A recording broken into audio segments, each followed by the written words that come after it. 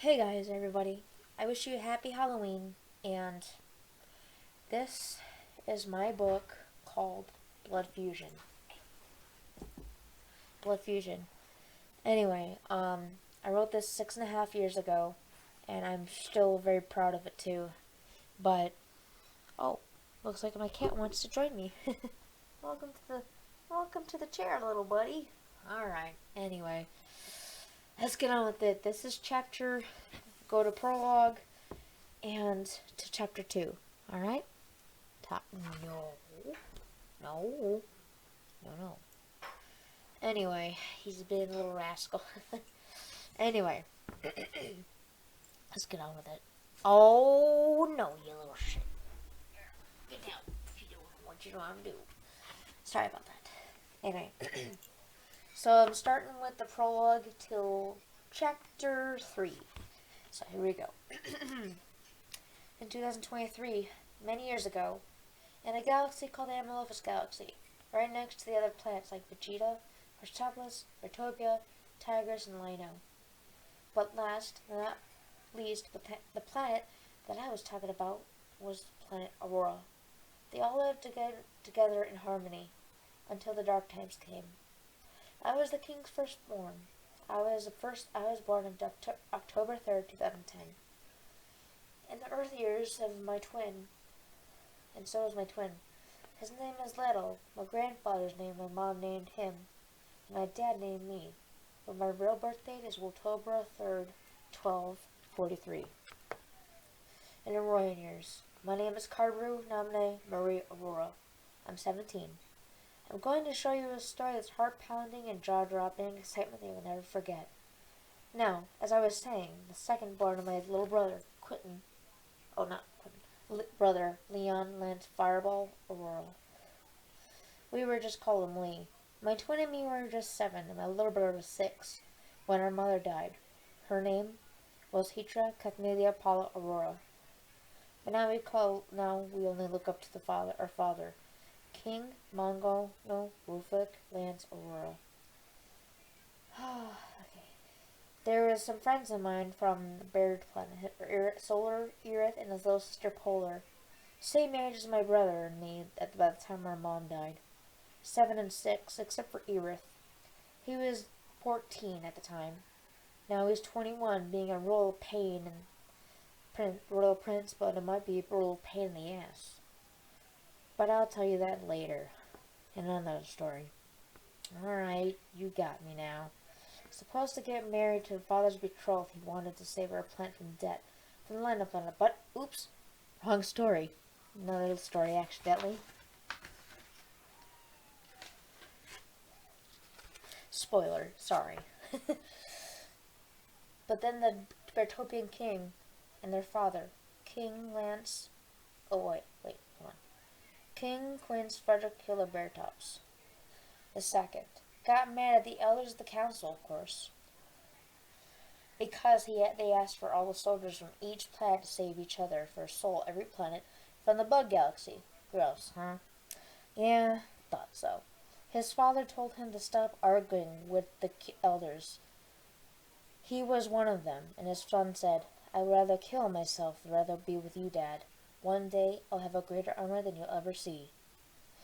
Then when the elder of the Bertopian came home one found his son crying on the floor next to his oldest in his arms, with a Aurorian sword in his chest. Blood was everywhere. "What happened?" Quint said. And his son said, "You weren't here to see when your son get killed by a Aurorian male soldier." The Bertopian clan's king said, "No, son, you did it." His father yelled, "4 guards." And yelled. 4 guards and came, took his own son, flesh and even blood, into the jail cell. That night, he used his bending powers to bend the bars, then killed his father and went back to bed. Bertopian lost a favorite king, thanks to the prince. And I remember it was like yesterday when I found out that we're at war with the New Bearcan clan's king, his junior son, the king of Bertopia. When the dark times came, then the Bear clan's king's father came in an evil spirit form. He told his son to make the own soul the controller of all people. That they called it the animal controller. That controls animals and humans and half-beings. He wanted to destroy every planet in every galaxy. Soon, 15 years later, it was born. It started controlling my planet. Some survived without being controlled, but they got to get away his father's spaceship, his pod that his grandfather first made. My grandfather's first spaceship ever made. By the time he got controlled, he got away from the Rodin family. We escaped just in time, heading towards to save people of the darkness. Millions were saved, to Japan, to England.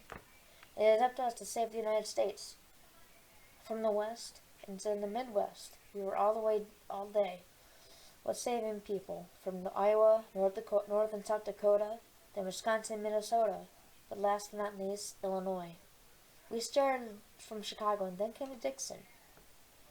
We saw 9 kids walking home from high school that day. They stopped to talk. A girl named Haley and her boyfriend named Josh saw a black thing sky, then passed through them and left some of its evil behind. Their eyes were red. They read fast as like a vampire. And their friends ran after them. Josh and Haley both held back and said, "Soon you will be in our control," they said in a distorted voice, and blew them back, We landed next to them, and my brother and I saved the kids almost from death. We ran towards our dad who told us to hold them down. We held the first one down, Josh. Then Dad used the light spell called the Lord Light. Then Josh's eyes turned from red to blue. Then my brother helped the girl named Haley. My brother held her down, and I used the light spell. Darkness came out of her eyes and mouth. Her eyes went from red to hazel. She said, "Ugh, aching head. What happened? What are you, and who are you?" My father said suddenly, "You got controlled by a thing called the darkness. We are called the enoys, half human, half wolf." My father said. Then the girl said, "Darkness? What's that? And what's an enoy doing here on this planet?" she asked. My father had a concerned look, and he said, "It's an evil curse that controls you forever until you die."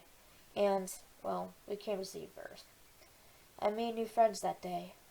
We headed to Illinois and south, then northeast. We stopped at New York with 2.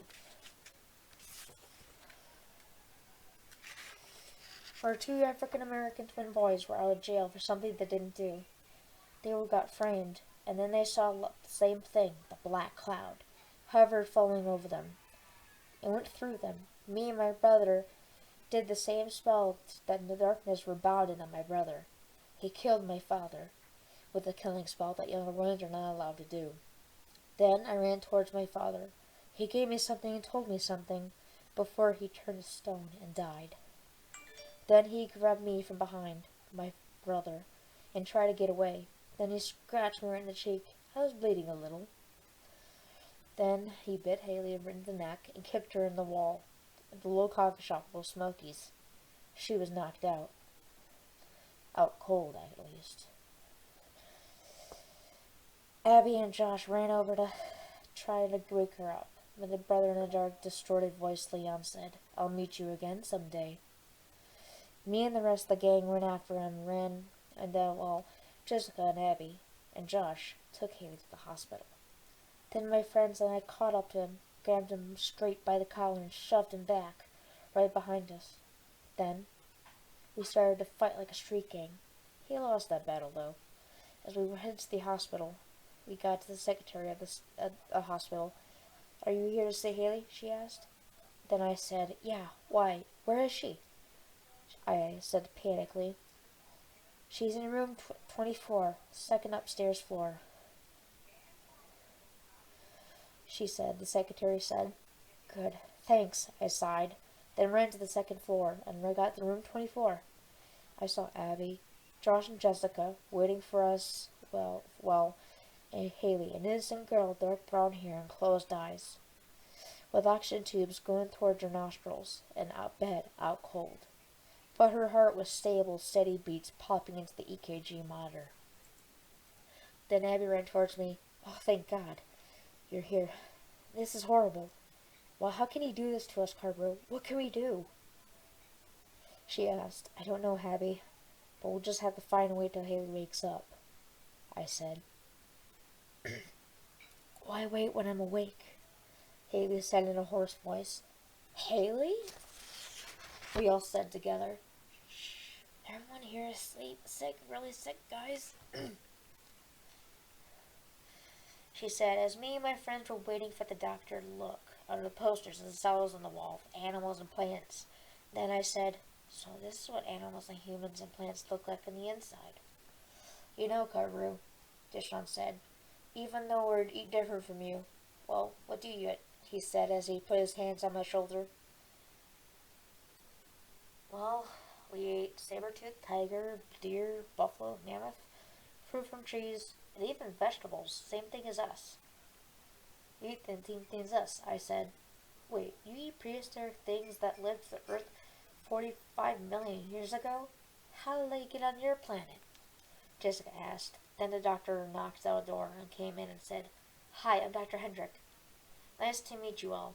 She'll be fine. Just give her 2 days rest. For a while. Thanks, Doc, I said. After 2 days, I got out of the hospital. Haley got out of the hospital. In 2023, 8th of August. We were framed by my brother, Leon. Now we call him Quentin. Now, it is time. The end of my friends? I don't think so. This is the story I'm about to tell you. That is jaw-dropping and heart-pounding exciting. Welcome to the world of Blood Fusion, the rise of the Quentin Squad. Or should I say, Blood Fusion itself. Where we become the predators and transform like the wolf, let the beast within come out and fight until the end of the world. But I know one thing. Saving the world is a difficult job, especially when I'm on Roy and fighting against the darkness trying to consume by it. Everybody, right? 2 years later. Chapter 1, The Chase. It all began in the middle of summer of 2025, 2 years after my father was murdered, and our wanted brother framed us and I knew it. He wanted us in jail for some reason. We don't know why. So, anyway, we headed right to the soup kitchen, where we eat because we had no money, no home, no food or water. But where to go is because we love the meal and we get it. It was a Saturday night. The soup kitchen we see our favorite didn't see our favorite chef. It was an African American, George Nickfield. But there was another chef in the kitchen. He was the nastiest, meanest person you'd ever think. Dark hair, brown eyes, tan skin. Named Gregory Nickfield, George's stepson. He hated teens and kids. He even stole snacks from the kids once at Haley's birthday party when she was celebrating her 17th birthday. Now she's 17 like me. The kid was her cousin Luke, who traveled from Dixon to New York. He found out where she lived, but didn't tell her parents. Then, her boyfriend punched the guy in the stomach, out and told Greg, never steal from a little kid, got it? Greg nodded and no one understood Gregory. He was 19 years old at that time when he stole those snacks. Now he's 21 years old, and he doesn't get to see wanted posters right next to him on the wall in the kitchen. He didn't know we were friends, neither did the police. I thought for a minute and I said, wait guys, I don't think this is a good idea, I said in worry. Why? Haley said, questioning. Because Gregory's working tonight, I said, with chills going down my spine.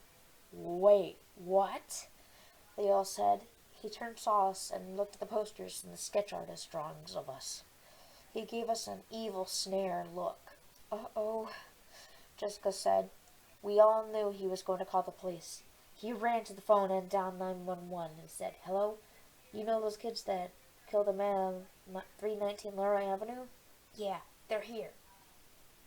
We grabbed our bowls of soup and ran as fast as we could toward the alley. We ate our soup and decided that was enough. And we broke the bowls. Probably had to pay for it after, that we had, and I told Haley and Abby to go check the west and east side of the building.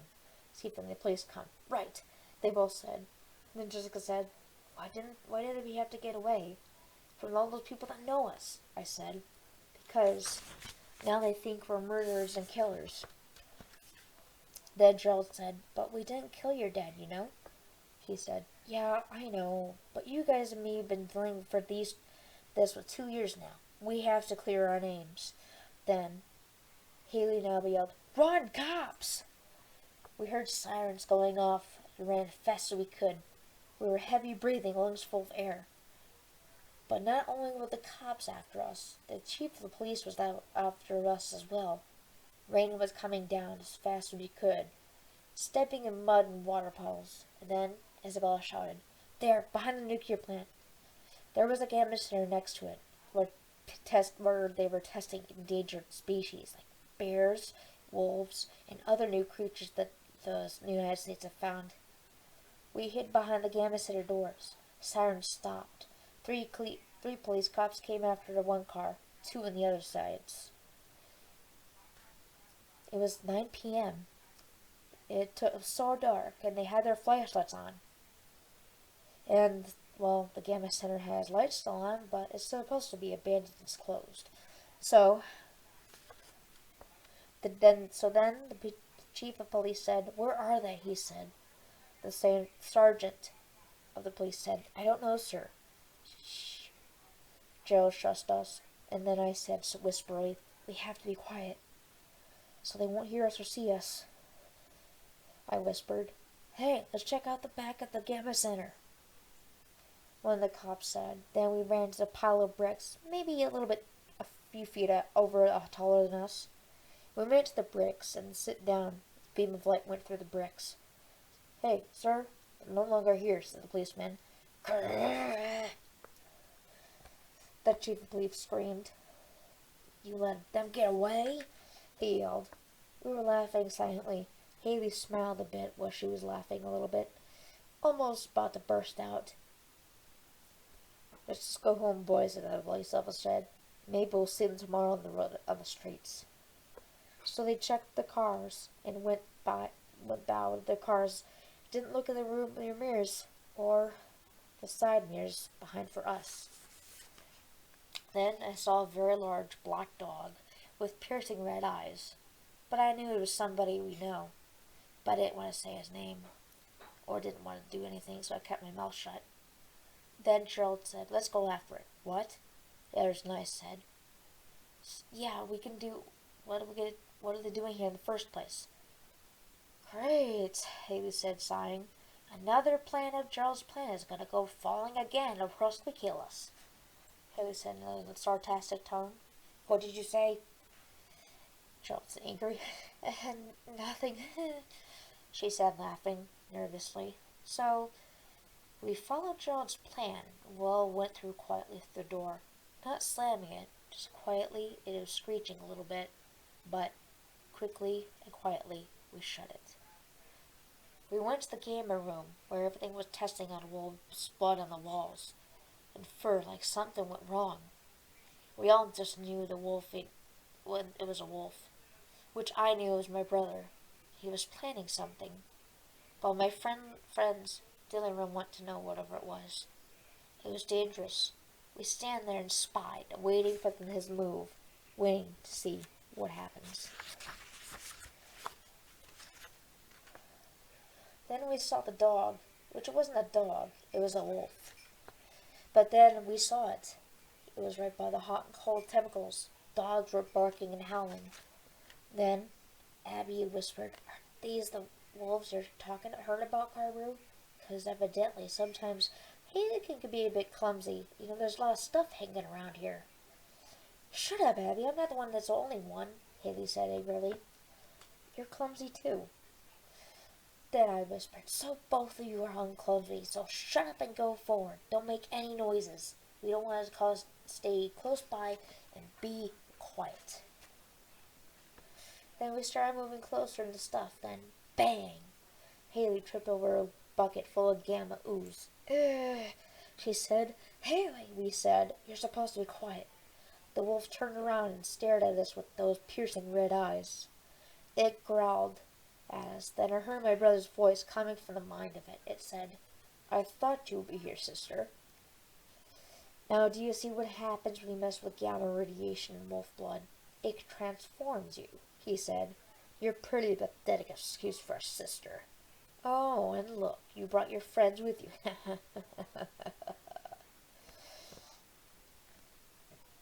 He laughed. I'm not pathetic excuse, you are, I said as he was changing back to his tan human form, his reddish brown eyes looking at me, and dark hair changing back into his normal own hair. I said, my friends are like family to me.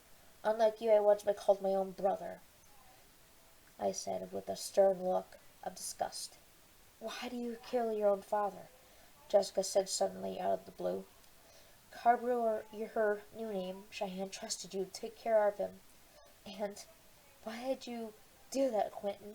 Or should I say your real name, Leon? She took care of him when you were a baby. When your mom died, she trusted you. And then you killed your own father, and your father trusted you ever since you were born.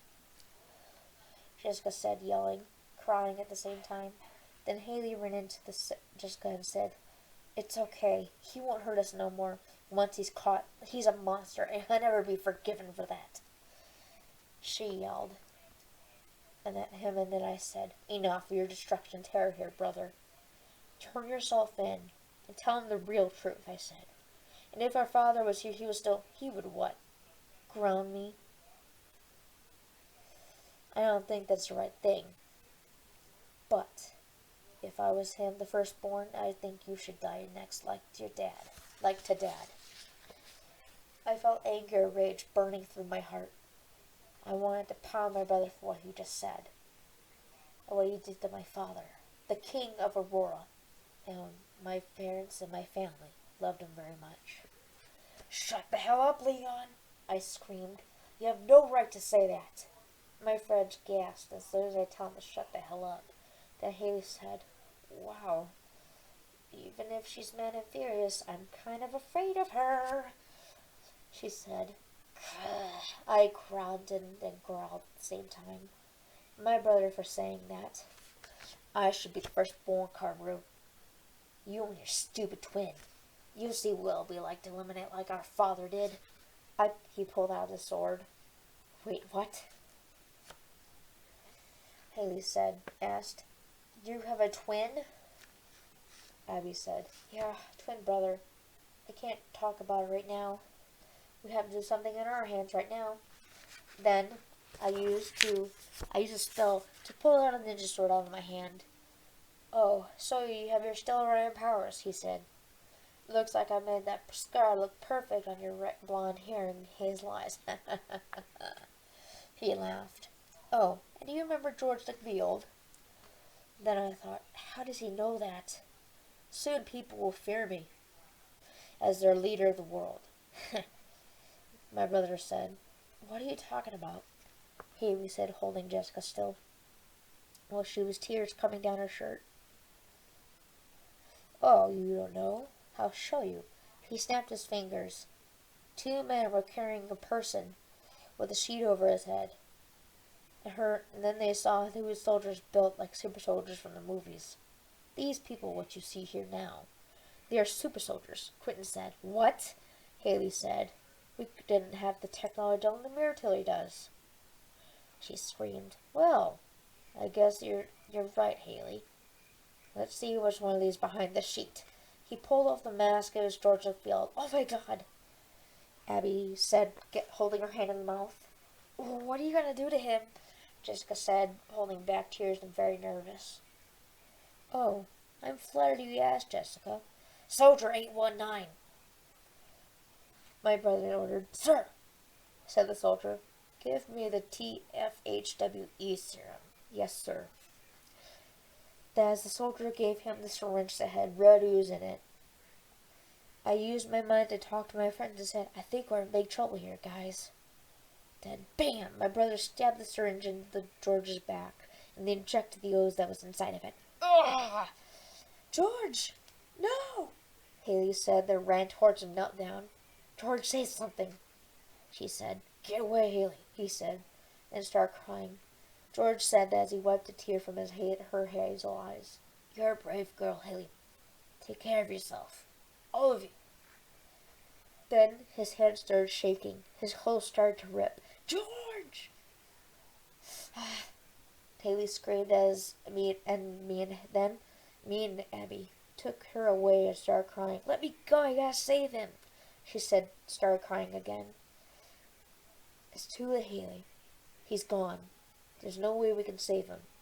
We looked away as George painfully turned into a creature. It was like a wolfman-like creature with red eyes, but not brown anymore. Oh, she yelled. I'm not letting you not to get away with this. George, you have to fight it, she said. She yelled at the same time. This is not going to work, Haley. Trust me. TFWHE stands for Transformation Forever Hellwolf Effect. Quentin laughed. This is what you get, Georgesville, you monster! She ran towards the then Quentin's fist in her hand, balling up. Then, bang! She ran into the super soldiers blocking her. 2 feet away, she was trying to shake her head, try to get rid of the intense blowback. Seems like you can't get me, he smiled and smirked at the same time. I'll make sure you're in the dungeon with him. Soldiers and my brand new member, George DeField, or I should say his new name, Project X657. Attack! He yelled. Enjoy the fight, he said. He walked away. Get ready, guys, here they come, Cheyanne yelled. The big fight. As they were running towards us, the roaring powers destroyed the swords, cured George's sickness, and they gave him a shot. Thank you, Carteru, he said as he was reverting back to himself, and fell asleep. Then I pulled the sword out of my pocket. You're not going to get away, Carteru. I'll make sure of that. It took us 4 hours beating him again. Then,